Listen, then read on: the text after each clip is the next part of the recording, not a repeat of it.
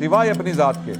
اللہ کے نبی صلی اللہ علیہ وسلم نے یہ سن کر فرمایا کہ پھر تمہارے دل میں ایمان جو ہے وہ مکمل نہیں ہے۔ آپ ان سے محبت کس طرح کر سکتے ہیں جب ان کے بارے میں آپ کو پتہ ہی نہیں ہے، ان کی زندگی کو آپ جانتے نہیں ہیں۔ اب حضرت ابراہیم جو ہے وہ حجت کرتے اللہ کے ساتھ، یا اللہ مقصد بتائیں، آپ مجھے کہہ رہے ہیں میری بیوی اور بچے کو میں بیابان میں چھوڑ دوں، ان کو پھینک دوں؟ وہ ایک شاعر نے کہا نا، طاقتیں تمہاری ہیں پر خدا تو ہمارا ہے۔ جتنی بڑی بھی طاقت بن جائے اس دنیا میں، اللہ سے بڑی طاقت کوئی نہیں کر سکتا۔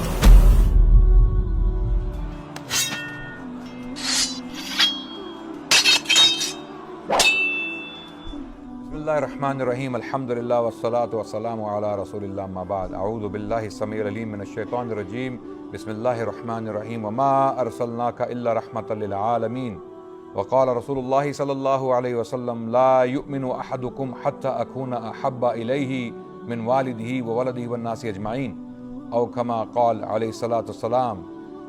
میرے عزیز بھائیو، ہم وطنوں، آپ کے سامنے تاریخ اسلام کا سلسلہ جو ہے پیش کیا جا رہا ہے۔ ایک پچھلی قسط میں ہم نے اللہ کے نبی صلی اللہ علیہ وسلم کی سیرت کے بارے میں کچھ اپنے خیالات کا اظہار کیا، اور اس سلسلے کا مقصد یہی ہے کہ مسلم دنیا میں جو اردو سپیکنگ لوگ ہیں ان کو اسلام کی تاریخ سے آگاہ کیا جائے، خصوصاً ہمارا جو جوان طبقہ ہے ان کو اسلامی تاریخ میں سے کچھ ایسے حقائق بتائے جائیں جن سے وہ انسپریشن لے سکیں۔ آج کل کے دور میں بہت سارے ہیروز جو ہیں وہ بنا لیے گئے ہیں، کچھ سپورٹس پرسنالٹیز ہیں، کچھ سنگرز ہیں، کچھ ایکٹرز ہیں، اور کچھ سوشل میڈیا سٹارز ہیں، ٹک ٹاک سٹارز ہیں۔ یہ لوگوں کے ہیروز بن چکے ہیں، افسوس سے کہنا پڑتا ہے۔ تو ہم اپنے اصل ہیروز جو ہیں ان کو بھلا چکے ہیں۔ ایک شناختی بحران جو ہے وہ اس کا شکار ہے ہمارا جوان طبقہ خصوصاً۔ تو اس تاریخ کو بیان کرنے کا مقصد یہ ہے کہ ان کو باور کرایا جائے، ان کو یاد دلایا جائے کہ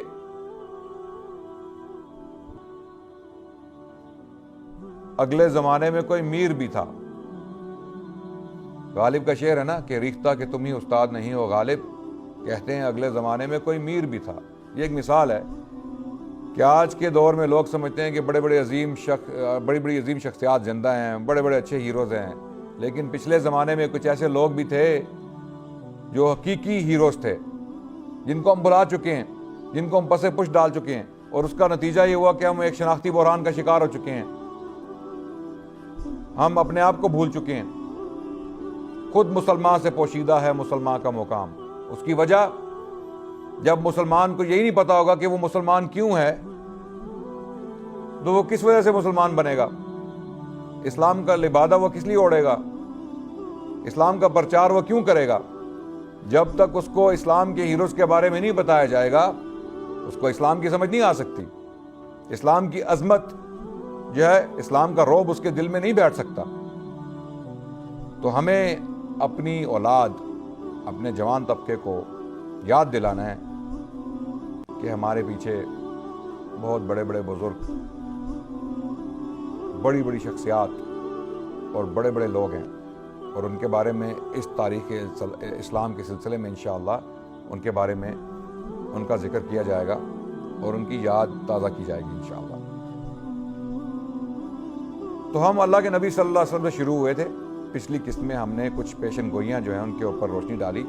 جو یہود و نصارہ کے صحیفے ہیں ان میں ذکر ہے ایک شخص کا، ایک نبی کے آنے کا ذکر ہے کہ ایک نبی آئیں گے جو بہت بڑے کام کریں گے، جو بہت اہم شخصیت ہوں گے۔ ان کے بارے میں بار بار جگہ جگہ عہد قدیم اور عہد جدید، یہود و نصارہ کی جو کتابیں ہیں، جس کو وہ کتاب مقدس کہتے ہیں اجتماعی طور پہ،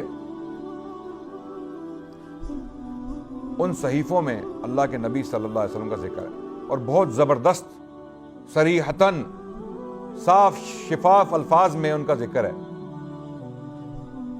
اور نبی صلی اللہ علیہ وسلم کا انکار یا تو بدنصیبی کی وجہ سے ہے، بدنصیبی پہ مبنی ہے، یا ہٹ دھرمی پہ ہے۔ جو لوگ اللہ کے نبی صلی اللہ علیہ وسلم کا انکار کرتے ہیں، وہ صحیفے پڑھ کے، وہ پیشن گوئیاں دیکھ کر، ان کو جان کر، ان کو پہچان کر جان بوجھ کے انکار کر دیں، تو یہ بدنصیبی کی علامت ہے۔ ہم اللہ سے دعا کرتے ہیں کہ اللہ سبحانہ و تعالیٰ سب کو ہدایت عطا فرمائیں اور دین پر چلنے کی توفیق عطا فرمائیں۔ بہت سارے لوگ ایسے تھے جنہوں نے یہ پیشن گوئیاں پہچانی، ان کو مانا اور اللہ کے نبی پر اسلام لائے۔ اللہ کے نبی کے دور میں ہی کچھ ایسے یہودی ربانیین تھے جنہوں نے اللہ کے نبی کو دیکھتے ہی پہچان لیا اور وہ ایمان لے آئے۔ کچھ ایسے عیسائی بھی تھے، مسیحی، جنہوں نے اللہ کے نبی صلی اللہ علیہ وسلم کو دیکھا اور پہچان لیا کہ یہ وہی نبی ہیں جن کا ذکر ہمارے صحیفوں میں موجود ہے۔ ان میں عدی بن حاتم جیسے لوگ ہیں جو مسیحی تھے۔ اس کے علاوہ کچھ اور نبی صلی اللہ علیہ وسلم کے صحابی تھے، حضرت سلمان الفارسی جو اصلاً مجوسی تھے، بعد میں مسیحی ہوئے اور بہت سارے پادریوں کے ساتھ انہوں نے وقت گزارا۔ انہوں نے یہی سنا کہ ایک نبی آنے والے ہیں عرب کے علاقے سے، تو وہ عرب آ گئے، اللہ ان کو عرب لے آئے۔ بہت لمبا چوڑا واقعہ ہے، اور وہاں پر انہوں نے نبی صلی اللہ علیہ وسلم کو مدینہ کے شہر میں دیکھا اور ایمان لے آئے۔ عبداللہ بن سلام یہودیوں کے علماء میں سے تھے، انہوں نے اسلام قبول کیا، اور بھی کچھ مثالیں ہیں۔ بلکہ صفیہ بنت حیی بن اخطب جو اللہ کے نبی صلی اللہ علیہ وسلم کی زوجہ مبارکہ بنی بعد میں، انہوں نے ذکر کیا کہ میرے بھائی، میرے چچا اور میرے والد آپ کو پہچان چکے تھے، لیکن آپ پر ایمان اس لیے نہیں لائے کہ آپ بنو اسماعیل میں سے ہیں، بنو اسرائیل سے نہیں ہیں۔ آپ بنو اسماعیل میں سے ہیں، آپ عربوں میں سے ہیں، آپ یہودیوں میں سے نہیں آئے، اس وجہ سے آپ کا انکار کر دیا جان بوجھ کے پہچان کر۔ تو آج بھی وہ پیشن گوئیاں موجود ہیں، آج بھی ہو جو براہیم کا ایمان پیدا، آگ کر سکتی انداز گلستان پیدا، تو وہ پیشن گوئیاں موجود ہیں۔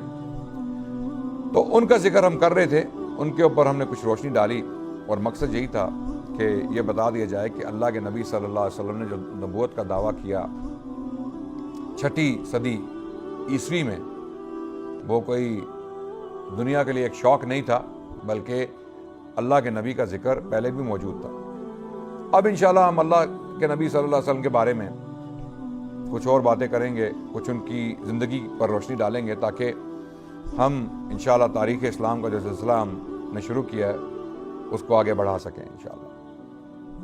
میں پہلے ہی آپ کو بتا چکا ہوں کہ اللہ کے نبی صلی اللہ علیہ وسلم کی ذات کو جاننا پہچاننا ایک مسلمان کے لیے بہت ضروری ہے۔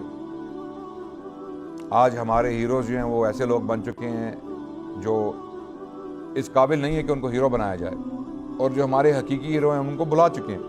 اللہ کے نبی صلی اللہ علیہ وسلم نے ایک صحیح حدیث میں فرمایا، کتاب الایمان میں یہ حدیث پائی جاتی ہے، صحیح البخاری کی کتاب الایمان، صحیح حدیث، جہاں پر اللہ کے نبی صلی اللہ علیہ وسلم نے فرمایا، لا یؤمن احدکم حتی اکون احب الیہ من والدہ وولدہ والناس اجمعین، کہ تم لوگ صحیح معنوں میں ایمان نہیں لاؤ گے، تم مومن ہو ہی نہیں سکتے جب تک میں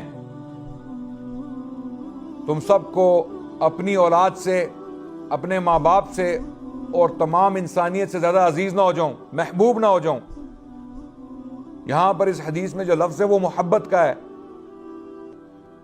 کہ جب تک مجھ سے تم لوگوں کو محبت نہ ہو جائے، میری ذات سے تم لوگوں کو محبت نہ ہو جائے، اپنے والدین، اپنی اولاد اور تمام انسانیت سے زیادہ، تب تک تم ایمان نہیں لا سکتے۔ حضرت عمر نے ایک دن اللہ کے نبی صلی اللہ علیہ وسلم سے فرمایا، یا رسول اللہ، مجھے آپ سے محبت ہے سب سے زیادہ، سوائے اپنی ذات کے، سوائے اپنی ذات کے۔ اللہ کے نبی صلی اللہ علیہ وسلم نے یہ سن کر فرمایا کہ پھر تمہارے دل میں ایمان جو ہے وہ مکمل نہیں ہے، تم مکمل طریقے پہ مکمل طریقے سے مومن نہیں ہو۔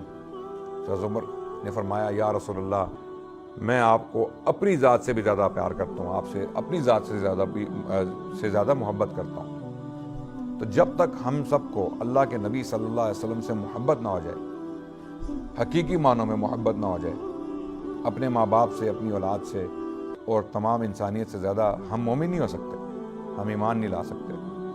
تو ایک شخص کے بارے میں صلی اللہ علیہ وسلم آپ ان سے محبت کس طرح کر سکتے ہیں جب ان کے بارے میں آپ کو پتہ ہی نہیں ہے، ان کی زندگی کو آپ جانتے نہیں ہیں، ان سے واقف نہیں ہیں، ان کی قربانیوں سے واقف نہیں ہیں، آپ یہ نہیں جانتے کہ انہوں نے یہ دین آپ تک پہنچانے کے لیے کن کن مشکلات کا سامنا کیا، کن کن حالات سے وہ گزرے، اپنی بیویوں کو انہوں نے جو ہے وہ سختی میں ڈالا، اپنی اولاد کو سختی میں ڈالا، ان کو مارا پیٹا گیا، ان کو دھکیلا گیا، ان پہ تھوکا گیا، ان کی بے عزتی کی گئی، ان کو مشقت میں ڈالا گیا، ان کے خلاف پروپیگنڈا کیا گیا، ان کے ساتھ جنگیں کی گئیں، ان کے اوپر قاتلانہ حملے کیے گئے، ان کے سر پر جو ہے وہ قیمت رکھی گئی کہ جو ان کو زندہ اور مردہ لائے گا اس کے لیے 100 اونٹوں کا تحفہ۔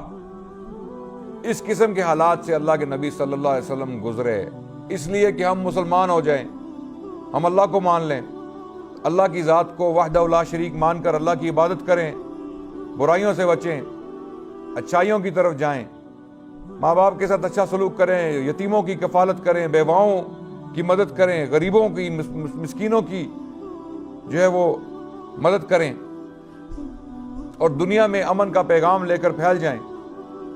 اس لیے اللہ کے نبی صلی اللہ علیہ وسلم نے یہ سب قربانیاں دیں۔ اور ہم یہ ہے کہ ہمارے گھروں میں، بچوں کے کمروں میں اگر آپ جائیں تو فٹ بال سٹارز کے پوسٹرز لگے ہوئے ہیں، ریپ آرٹسٹ کے پوسٹرز لگے ہوئے ہیں، میوزیشنز کے، بالی ووڈ ہالی ووڈ سٹارز کو آپ نے اپنی زندگی کا مشعل راہ بنایا ہوا ہے،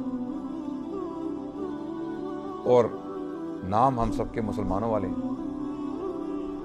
تو یہ ایک بہت بڑا المیہ ہے، اور ان لیکچرز کا تاریخ اسلام بیان کرنے کا مقصد یہی ہے کہ ہمارے جو بچے ہیں، جو ینگسٹرز ہیں، جو یوتھ ہیں، وہ ان چیزوں سے آگاہ ہو جائیں کہ اصل ہیرو اللہ کے نبی صلی اللہ علیہ وسلم ہے، اور ان کو ماننے والے جو ان کے بعد آئے، وہ لوگ اصل ہیروز ہیں جنہوں نے قربانیاں دیں اور جنہوں نے اس دنیا میں امن کا پیغام پھیلانے کے لیے بہت سخت جو ہے مشقتوں کا سامنا کیا۔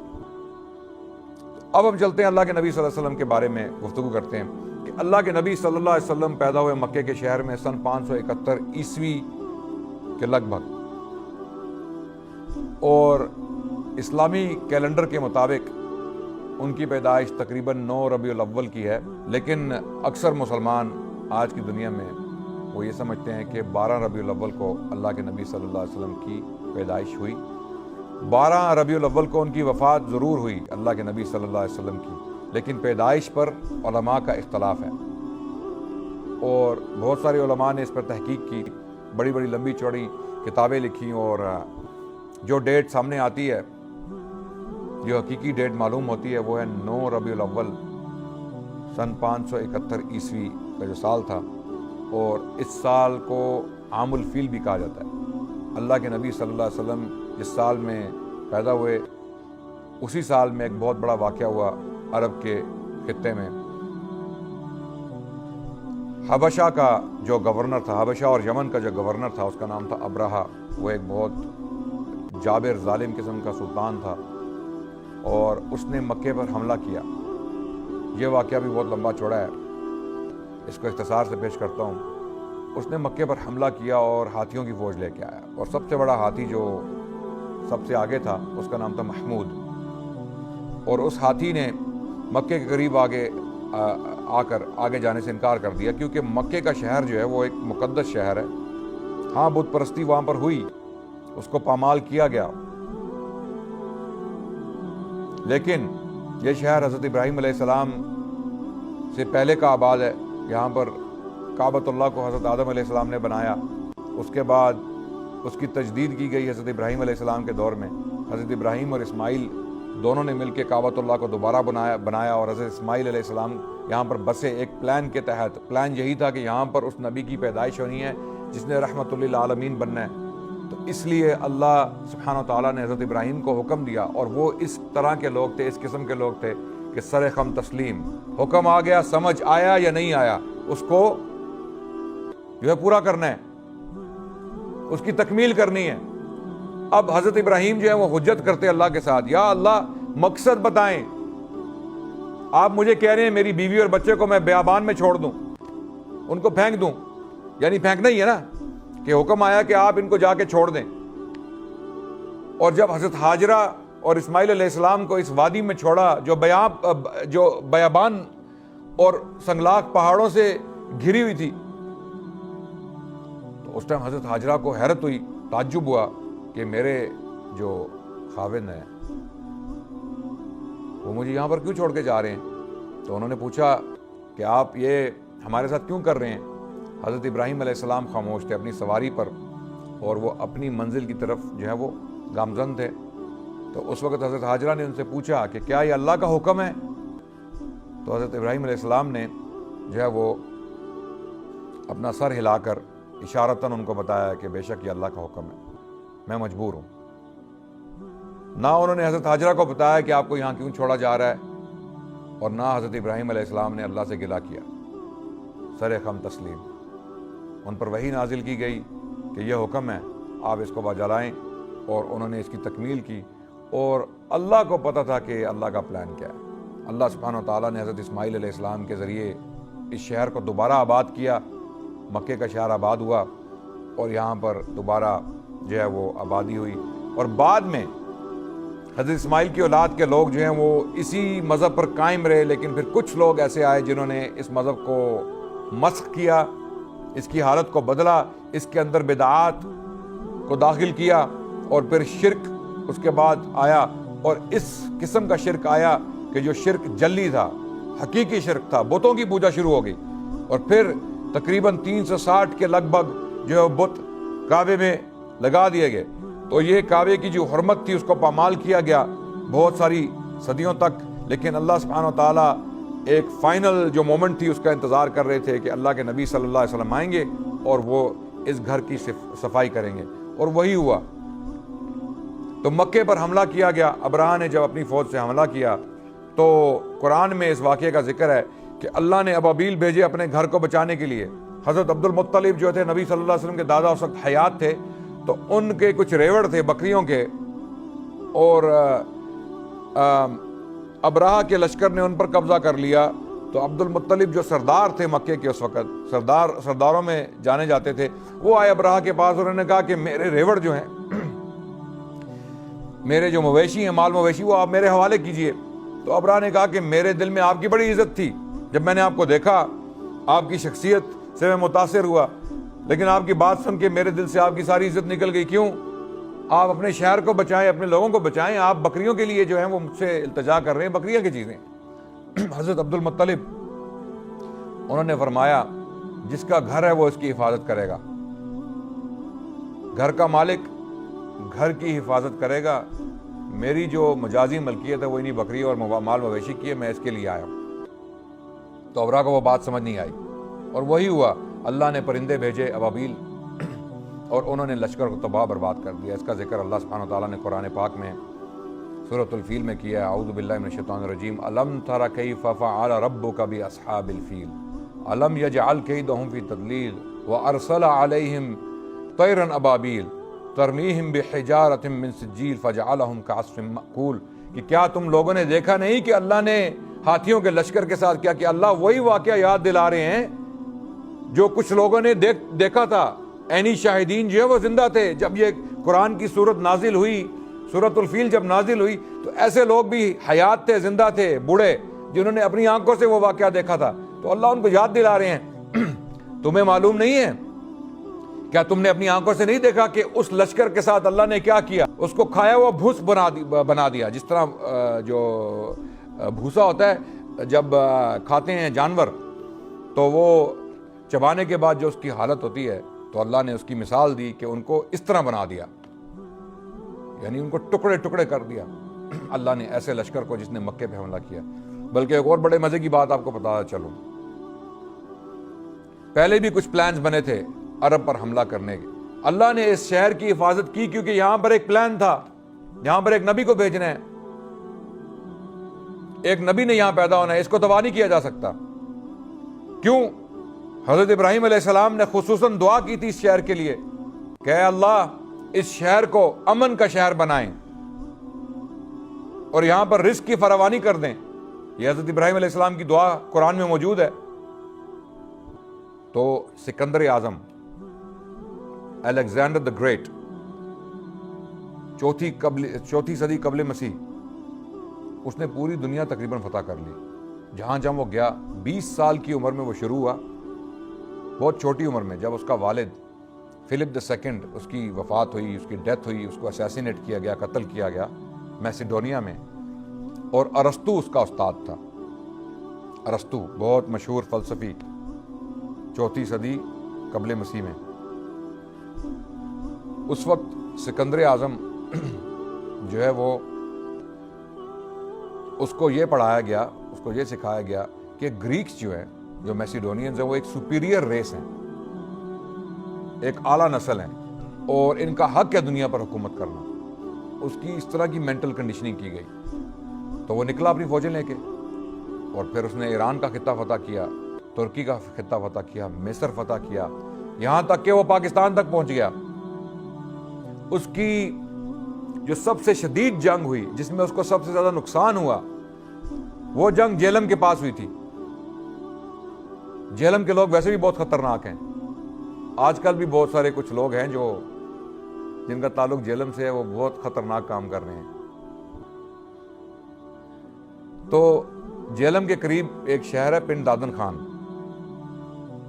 یہ جہلم اور پنڈ دادن خان کے پاس آس پاس اس علاقے میں اسکندر اعظم کی جنگ ہوئی راجہ پورس کے ساتھ, جو ہندوستان کا ایک بادشاہ تھا. وہ اپنی فوجیں لے کے آیا ہاتھیوں کے ساتھ. یہاں پر ہاتھی تھے جو ڈومیسٹیکیٹڈ ہاتھی تھے. افریقن ہاتھی جو ہیں وہ سائز میں ڈبل ہوتے ہیں اور وہ جنگلی ہوتے ہیں. ان کو ڈومیسٹیکیٹ نہیں کیا جا سکتا, ان کو آپ رام نہیں کر سکتے. جو انڈیا کے ہاتھی ہیں, ان کو ہزاروں سالوں سے جو ہیں وہ لوگوں نے استعمال کیا, کاشتکاری میں, جنگوں میں اور استعمال کے لیے. آج کے دور میں بھی اگر آپ انڈیا یا سری لنکا میں جائیں تو آپ دیکھیں گے لوگ ہاتھیوں کا استعمال کرتے ہیں. تو وہ ہاتھیوں کی فوج لے کے آیا, اس نے بڑا نقصان پہنچایا اسکندر اعظم کو. اسکندر اعظم تقریباً جو ہے اس فوج میں مارا گیا, تقریباً, یعنی وہ اپنی جان سے بھی ہاتھ دھو بیٹھا تھا. اس کا گھوڑا مارا گیا, بسفرس, جس گھوڑے پر, جس کی پشت پر بیٹھ کے اس نے پچھلے 10 سال تقریباً یہ سارا خطہ فتح کیا, وہ گھوڑا اس جنگ میں مارا گیا, جس کی وجہ سے وہاں پر اس نے ایک شہر بھی بنایا گھوڑے کی یاد میں. گھوڑے کا نام تھا بسفرس. تو اس جنگ کی شدت کی وجہ سے اسکندر اعظم کی فوج جو ہے وہ گھبرا گئی. انہوں نے کہا ہم نے گھر واپس جانا ہے, ہمیں گھر والے یاد آ رہے ہیں, اور تقریباً 11-12 سال ہو چکے ہیں ہم نے گھروں کو چھوڑا ہوا ہے, تو اب ہمیں گھر واپس جانے دیں.